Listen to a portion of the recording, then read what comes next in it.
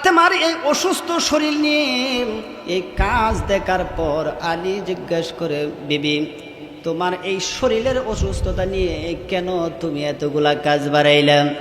এই অসুস্থতার ভিতরে কেন তুমি এতগুলা কাজ নিয়ে তুমি এত ব্যস্ত?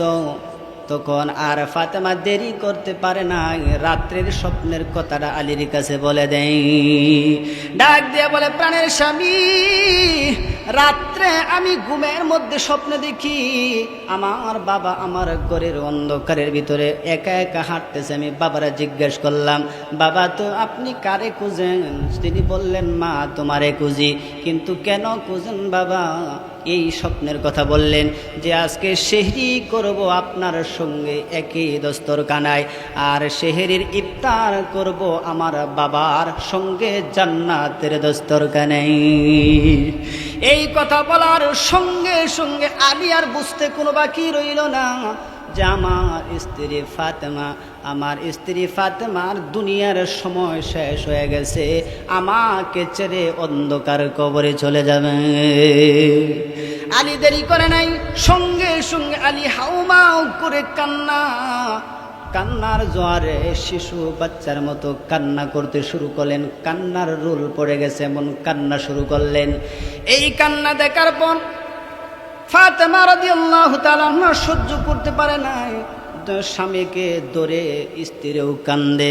এই কান্নার মুহূর্ত কোন মুহূর্তের সময়ে নবীজির কলিজার টুকরা হাসান আর হুসাইন রান্নাঘরে ঢুকে যায়। দুইজনের কান্না করতেছে, আর হাসান হুসাইন যখন ঢুকে যায় তখন হাসান হুসাইনকে ফাতেমা রাদিয়াল্লাহু তাআলা আনহা বললেন, বাবারা তোমরা যাও, তোমার নানার রৌজায় চলে যাও, তোমার নানার রৌজায় চলে যাও, তোমরা এখানে বিরক্ত করো না। তখনই চলে গেলেন, নানার রৌজায় চলে গেলেন। হাসান হুসাইন যখন চলে গেলেন, নানার রৌজায় যখন চলে গেলেন, হাদিসের মধ্যে পাওয়া যায় এই নানার রৌজায় যাওয়ার পর তারা নবীজির রৌজার উপরে বসে নবীর সঙ্গে কথা বলছেন, নবীও তাদের সঙ্গে কথা বলছেন, পৃথিবীর কেউ তাদের কথা শুনে না। কথা বলেন ঠিক কিনা? এই ঘটনাটা বর্ণনা যখন হয়ে যায় তখন নবীজি বলেন, হাসান হুসাইন তোমরা এমন সময় এখানে কেন?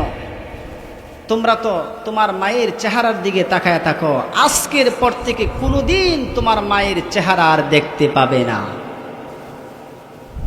এই কথা যখন বললেন, হাসান হুসাইন বুঝার আর কোনো বাকি রইল না।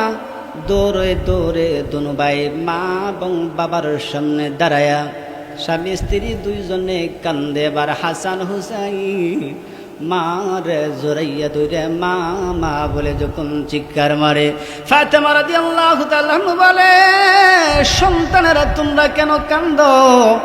হাসান হুসাইন বলে, আর আমাদের সঙ্গে গোপন রাখার কোনো রাস্তা নেই, কারণ আমার নানা বলে দিছে যেন তোমার চেহারা বেশি করে দেখি, আর জীবনে কোনোদিন তোমাকে দেখব না।